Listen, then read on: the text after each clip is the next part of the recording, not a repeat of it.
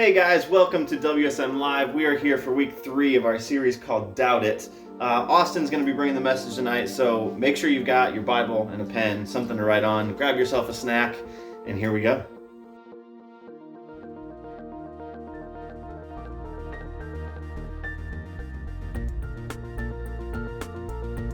Hey students, welcome to our week 3 conversation in our series called Doubt It.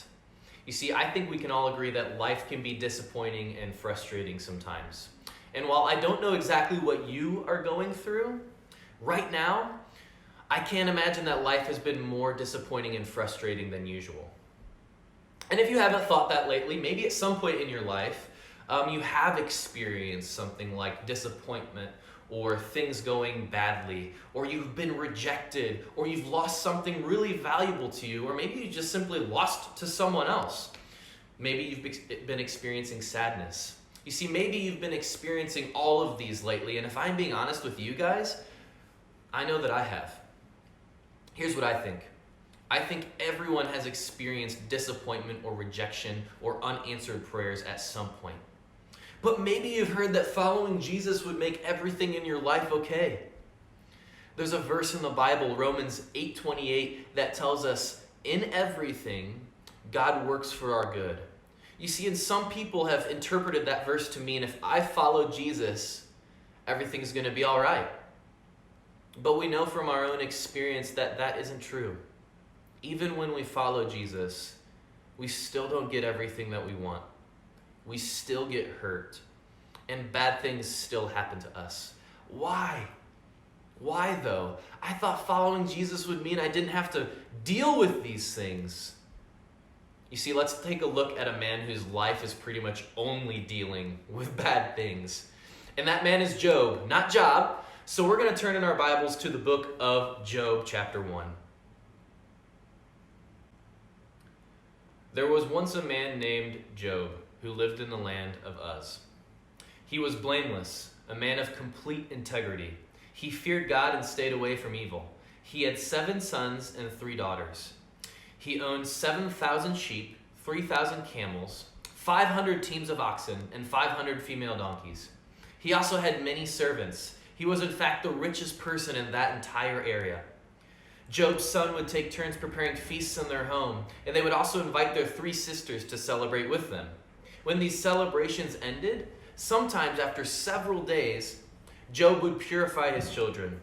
He would get up early in the morning and offer burnt offerings for each of them. For Job said to himself, "Perhaps my children have sinned and have cursed God in their hearts." This was Job's regular practice.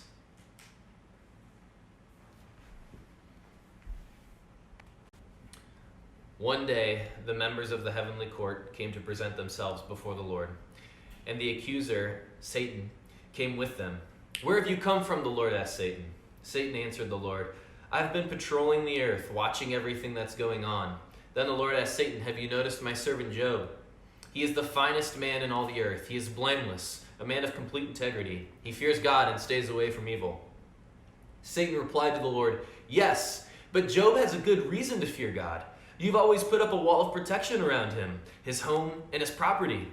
You have made him prosper in everything that he does. Look how rich he is. But reach out and take everything he has, and he will surely curse you to your face." "All right, you may test him," the Lord said to Satan.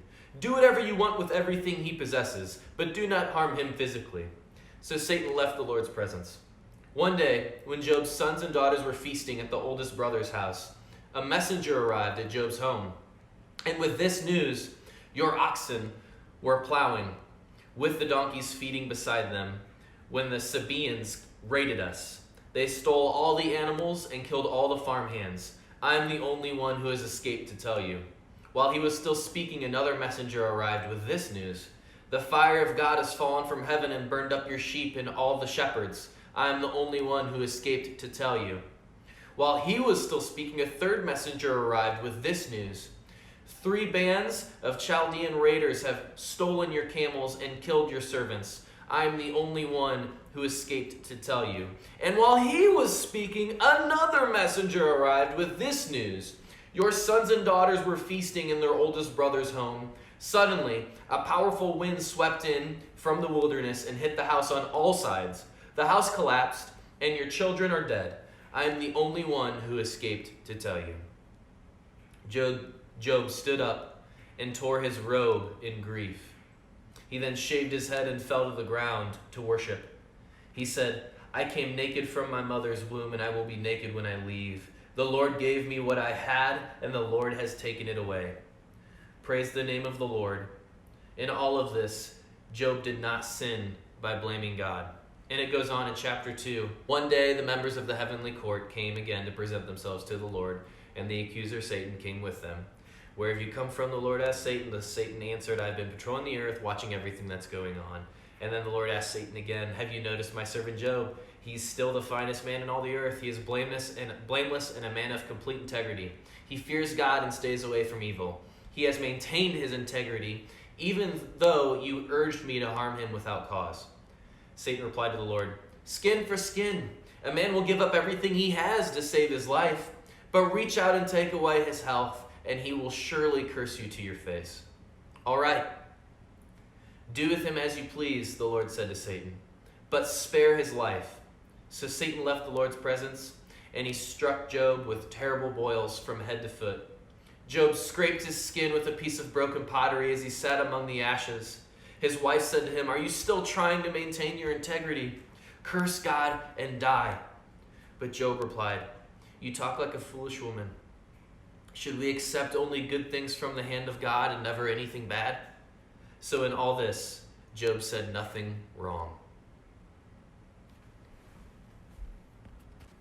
It goes on in Job 3. Job has had enough with all of this, and he finally speaks, and he curses his existence. He curses the day he was born. Job cries out to God and asks, why? Why is this happening? Because he'd done his best to follow God, and he couldn't understand why God was allowing him to suffer. Then, from Job 4 all the way through 37, Job had 3 friends who tried to comfort him through all of his pain. But after sitting with Job for a week, they decided that they had an answer to Job's question about why all of this was happening to him. Except their answers were pretty bad. I mean, they were actually offensive and hurtful. You see, here's what they told Job. They said, "Job, this is your fault. Bad things don't happen to innocent people, so you must be guilty of something." One went even to say, "Your kids deserved it too." They told him things like, "God has a plan. You just have to wait and see what it is." You see, that's not helpful when you're grieving the loss of your entire family, right? Or they tell him, "Be thankful. God must be disciplining you for something. Be grateful it's not worse." Some pretty terrible advice, right? But sometimes we hear things like this, right? And maybe we've even said a form of that to someone else. These friends, they go on lecturing Job for a long time. But when they're done, Job finally tells them, he's had enough. He says, "Hey, everything you've been saying to me has been really hurtful and offensive. And you're wrong." Job says he hasn't sinned against God. But even if he had, nothing he's done would deserve this kind of suffering that he's experiencing. Job cries out in pain, asking God to end his suffering. And he says, "God, just end it. It's all too much." Finally, God replies. God responds. God appears and speaks to Job out of a great whirlwind. What do you think God's going to say? The Bible Project made a really cool video to depict God's response to Job. So, check this out. And Job is innocent. He is. He's also on an emotional roller coaster. At some moments, he's very confident that God is still wise and just. Yeah, in other moments, he's doubting God's goodness. He even comes to accuse God of being reckless, unfair, and corrupt. So by the end of the dialogue, Job demands that God come and explain himself in person, and God does so. He comes in the form of a great storm cloud. Now, God doesn't give Job a direct answer. He doesn't tell Job about the conversation with the Satan. Yeah, he does something very different. He takes Job on a virtual tour of the universe. He shows Job how grand the world is, and he asks him if he's even capable of running it or understanding it, just for a day. He shows Job how much detail there is in the world, things that we might see every day but really don't understand at all. But God does. He knows it all intimately. He pays attention to the beauty and operations of the universe in ways that we haven't even imagined and in places that we will never see. Then to conclude, God shows Job two wondrous beasts and brags about how great they are. Yeah, they are dangerous. I mean, they would kill you without even thinking about it. And God says they're not evil. They're actually a part of his good world. And then that's it. That's God's whole defense. It's kind of weird. I mean, what was this all about? It seems to be this. From Job's point of view, it looks like God is not just. But God's perspective is infinitely bigger. He's dynamically interacting with a whole universe of complexity when he makes decisions. And this is what God calls his wisdom. So Job asking God to defend himself is actually kind of absurd. He couldn't comprehend this kind of complexity even if he wanted to. So where does this leave us? Well, it leaves Job in a place of humility. He never learned why he suffered, and yet he's able to live in peace and in the fear of the Lord. After all of that, God didn't even answer Job's question. Job wanted to know why so many terrible things had happened to him. God answered, but not the way Job was expecting. Job asked why, and God said, I'm the creator of everything. I'm bigger, greater, more powerful, and kinder than you could ever imagine, Job.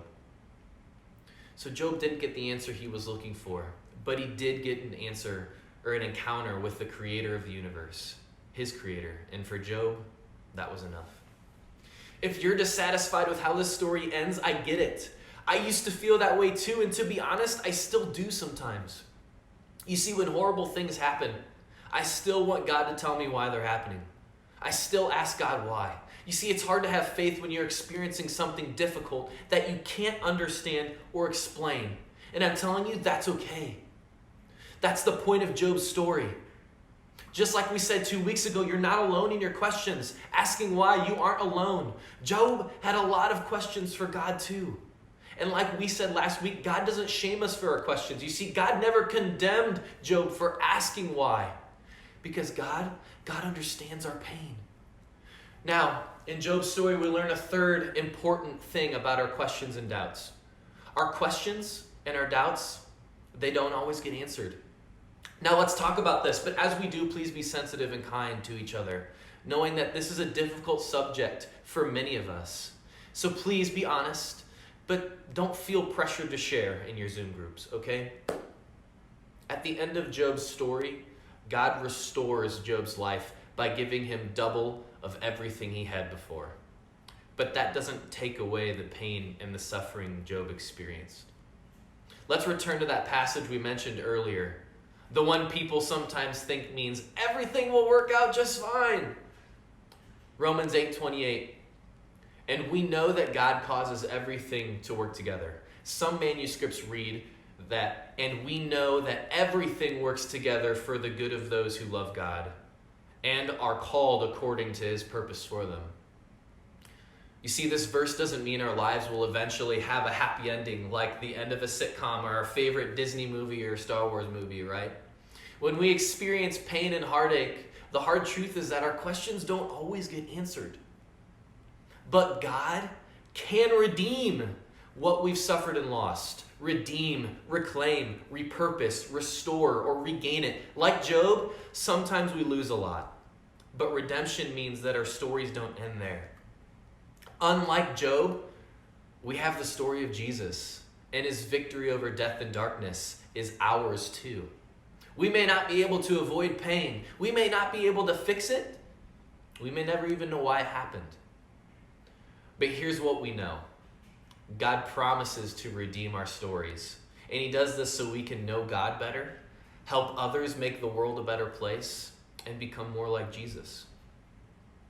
If you find yourself suffering, seemingly without reason, I hope you won't take the advice of Job's friends. Instead, I hope you'll learn to trust that knowing God is even better and more important than knowing why. We may never know how everything is going to work out, or even if it will work out in our lives. But even when we don't have every answer to every question, we can still have faith in our Redeemer, in Jesus, and that is good news.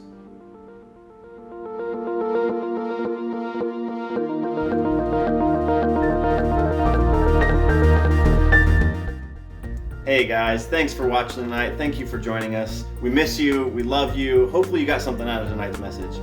If you're not in a Zoom group, go ahead and join your Zoom group with your small group leader. If you're looking for information on how to do that, let us know. We can get you plugged in. But we love you. Have a good week.